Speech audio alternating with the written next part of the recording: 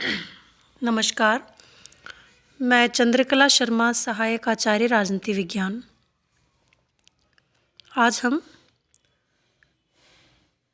विचारधारा उदारवाद का अध्ययन करेंगे। उदारवाद जो विचारधारा है वो व्यक्ति की स्वतंत्रता की पक्षपोषक रही है। उदारवाद को हम व्यक्ति की स्वतंत्रता का पर्याय भी कह सकते हैं। और अगर हम आधुनिक युग को उदारवादी युग भी कह दें तो इसमें कोई अतिशयोक्ति नहीं होगी। उदारवाद जो है आधुनिक युग की सबसे महत्वपूर्ण और प्रभावशाली विचारधारा है और इसने न केवल पाश्चात्य जगत को बल्कि विश्व के प्रत्येक देश को किसी न किसी रूप में प्रभावित किया है। आधुनिक युग की प्रभावी विचारधारा उदारवाद ने अनेक राजनीतिक और सामाजिक आंदोलनों को प्रेरणा भी दी है और ये जो विचारधारा है वह आज की विचारधारा नहीं होकर अतीत से चली आ रही विचारधारा है और वर्तमान समय में अनेक संकटों और चुनौतियों का सामना करने के बावजूद भी आज भी अपने अस्तित्व को बनाए हुए है। अब हम देखते हैं उदारवाद से तात्पर्य। उदारवाद विचारधारा है क्या, किस अर्थ में हम इसे ले सकते हैं। उदारवाद अंग्रेजी का जो पर्याय है लिबरलिज्म, उससे जुड़ी हुई है, जिसका तात्पर्य है स्वतंत्रता या स्वतंत्र व्यक्ति से संबंधित। अर्थात उदारवाद जो है स्वतंत्रता की संकल्पना से जुड़ी हुई अवधारणा है। सामान्यतः कुछ विचारक उदारवाद को अनुदारवाद का विलोम नहीं है ये कहते हैं। उदारवाद व्यक्तिवाद का पर्यायवाची भी नहीं है, उनके द्वारा ये भी माना जाता है। उनका कहना है कि उदारवाद व्यक्तिवाद का केवल अभिन्न अंग नहीं है बल्कि उसकी आत्मा भी है। यथार्थ में उदारवाद को व्यक्तिवाद का पर्याय नहीं मानना चाहिए क्योंकि दोनों में बहुत ज़्यादा अंतर भी है। व्यक्तिगत विचारधारा क्या कहती है कि व्यक्ति के जीवन में राज्य का हस्तक्षेप नहीं होना चाहिए, जबकि उदारवाद क्या कहता है व्यक्तिवादी दृष्टिकोण से आगे बढ़कर कि राज्य व्यक्ति के जीवन में अगर सकारात्मक पक्ष को ध्यान में रखते हस्तक्षेप करता है, वह जनहित के नाम पर व्यक्ति के जीवन में हस्तक्षेप कर सकता है। फिर कुछ विद्वानों ने उदारवाद को लोकतंत्र का पर्यायवाची नहीं माना। इन दोनों ही विचारधाराओं में अंतर है, यद्यपि ये दोनों विचार एकदम घनिष्ठ रूप से जुड़े हुए हैं। जैसा कि हम जानते हैं कि उदारवाद का आधार स्वतंत्रता है और ये केंद्रीकृत शासन का विरोध करती है। उसी प्रकार लोकतंत्र का मूल आधार समानता है और ये दोनों ही विचारधाराएं, जिसमें एक तरफ उदारवाद है और दूसरी तरफ लोकतंत्र है, समानता, सामाजिक एकता और कल्याणकारी नीतियों से संबंधित विचारधाराओं का समर्थन करते हैं। कुछ विद्वान उदारवाद को लोकतंत्र या व्यक्तिवाद का सम्मिश्रण भी मानते हैं। उन्होंने माना कि उदारवाद जो है लोकतांत्रिक आधार पर व्यक्तिवाद का समर्थन करता है।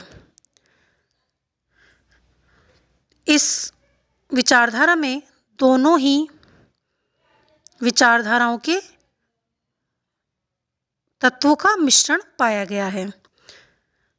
उदारवाद जो है किसी भी प्रकार के अधिनायक तंत्र को स्वीकार नहीं करता, वह चाहे राजतंत्र हो या तानाशाही जैसी प्रणाली, और वह समाजवादी शासन प्रणाली के नाम पर व्यक्ति के व्यक्तित्व के विकास के लिए सामाजिक कल्याण के नाम पर व्यक्ति के व्यक्तित्व को बलिदान भी नहीं करता।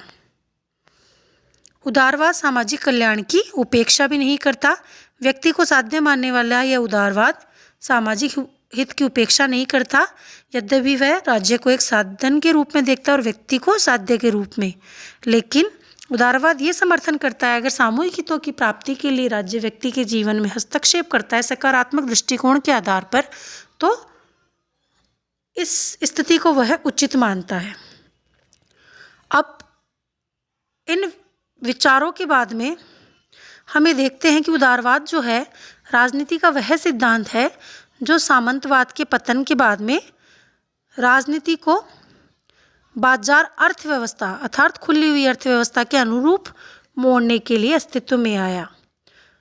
प्रारंभ में इसने व्यक्ति को राजनीति का केंद्र बिंदु माना, परंतु बाद में यह व्यक्तिवाद के स्थान पर बहुलवाद को अपना लेता है। उदारवाद ने दो मुद्दों पर विशेषतः बल दिया। एक तो इसमें निरंकुश सत्ता को अस्वीकार कर दिया गया और उसकी जगह मनुष्य की स्वतंत्रता पर आधारित व्यवस्था का समर्थन किया। दूसरा, इसमें व्यक्ति के व्यक्तित्व की स्वतंत्र अभिव्यक्ति की मांग की गई है। अब हर विचारधारा की एक अपना इतिहास होता है, क्योंकि कोई भी जो विचार है या कोई भी जो सिद्धांत है वह आज के युग की देन नहीं होकर प्राचीन काल से चली आ रही परंपराओं पर आधारित होती है। उसी प्रकार उदारवाद भी प्राचीन काल से चला आ रहा एक सिद्धांत और एक संकल्पना है। उदारवाद के विकास में कुछ विशेष परिस्थितियों ने अपना योगदान दिया, जिसमें पुनर्जागरण, जैसा कि हम जानते हैं कि पुनर्जागरण का जो दौर है वो 14वीं शताब्दी में इटली में शुरू हुआ और उस वक्त व्यक्ति के संबंध में लौकिक दृष्टिकोण भी उत्पन्न हुआ। कला और साहित्य के क्षेत्र में चर्च के एकाधिकार का अंत हुआ और धार्मिक उद्देश्यों की जगह मानवीय संवेदनाओं को प्रमुखता दी जाने लगी, जिससे राजनीति में मानववाद को बढ़ावा मिला और इस नई संकल्पना का जो उदारवाद है उसका विकास हुआ। धर्म सुधार आंदोलन ने भी उदारवाद के विकास में महत्वपूर्ण योगदान दिया। मार्टिन लूथर, कॉल्विन जैसे सुधारकों ने धार्मिक निरंकुशता का विरोध करते हुए धार्मिक क्षेत्र में पहली बार व्यक्तिगत स्वतंत्रता की मांग की। निरंकुश शासन का विरोध 17वीं और 16वीं शताब्दी के अंतर्गत जो देखें हम तो निरंकुश राजतंत्र स्थापित हुए। राज्य की उत्पत्ति का आधार दैवीय सिद्धांत को माना गया। राज्य को असीम शक्तियां दे दी गई। उस वक्त जेम्स मिल, स्पेंसर, जॉन लॉक आदि विचारकों ने दैवीय सिद्धांतों का खंडन किया और व्यक्ति की स्वतंत्रता के सिद्धांत का प्रतिपादन। अब हम औद्योगिक क्रांति ने भी उदारवाद को बढ़ाने में महत्वपूर्ण योगदान दिया। नए नए उद्योगों की स्थापना से नए बाजार और नए शहरों का निर्माण हुआ। कला, कौशल और शिक्षा की आवश्यकता पैदा हुई। उद्योग व्यापार के क्षेत्र में नए नए अवसर खुले। एक मध्यम वर्ग का उदय हुआ। विशेष अधिकारों को चुनौती दी जाने लगी।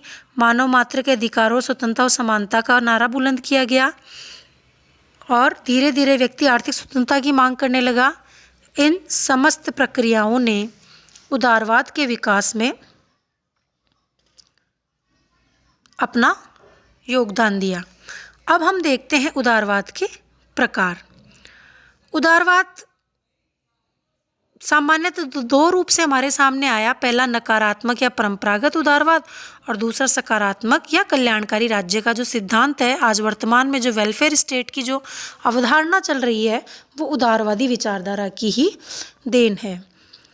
परंपरागत उदारवाद को नकारात्मक उदारवाद के नाम से जाना गया, जिसे हम उदारवाद का पहला प्रकार कहते हैं। इसके अनुसार स्वतंत्रता का अर्थ जो है बंधनों का अभाव होना चाहिए, जिसे नकारात्मक स्वतंत्रता भी हम कहते हैं। ये उदारवाद राज्य को जो है सीमित और नकारात्मक भूमिका प्रदान करता है और व्यक्ति के अधिकारों तथा स्वतंत्रताओं को प्राकृतिक मानते हुए राज्य को उसके इन अधिकारों स्वतंत्रता में हस्तक्षेप करने के लिए मना करता है।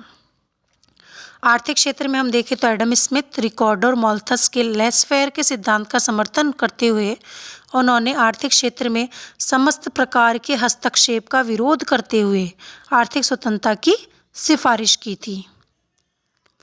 इंग्लैंड की 1688 की जो गौरवपूर्ण क्रांति थी वो पहली उदारवादी क्रांति मानी जाती है और पहली बार उदारवाद को एक संवैधानिक आधार इसी क्रांति के द्वारा मिला। नकारात्मक उदारवाद को हम इस रूप में देख सकते हैं कि यह व्यक्ति के सभी क्षेत्रों जैसे सामाजिक, आर्थिक, राजनीतिक, धार्मिक, बौद्धिक आदि सभी क्षेत्रों में स्वतंत्रता को देने के पक्ष में है। नकारात्मक उदारवाद जो है स्वतंत्रता का अर्थ है तमाम प्रकार की सत्ताओं से मुक्ति अर्थात बंधनों का अभाव। ये मानता है कि कानून का आधार विवेक है, न कि आदेश।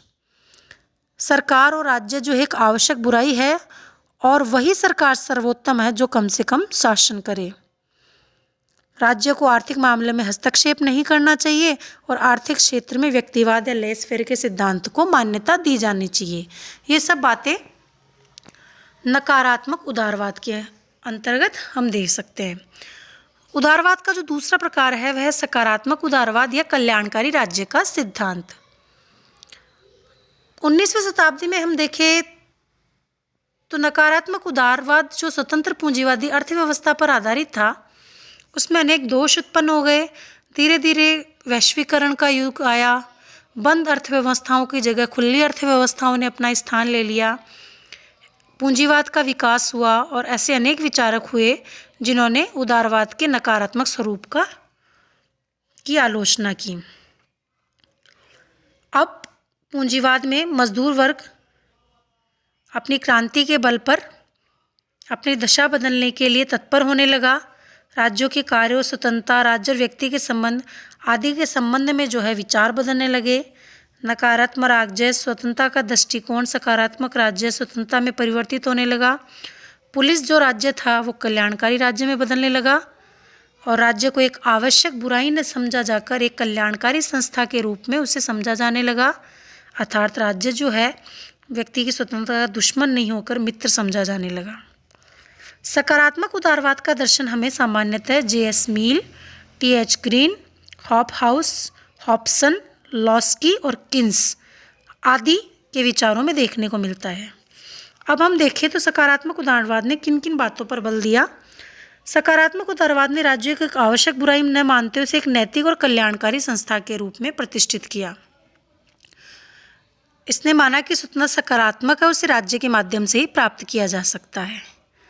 इसने माना कि राज्य की शक्ति पर अंकुश रहना चाहिए, परंतु यह असीमित रूप से नहीं।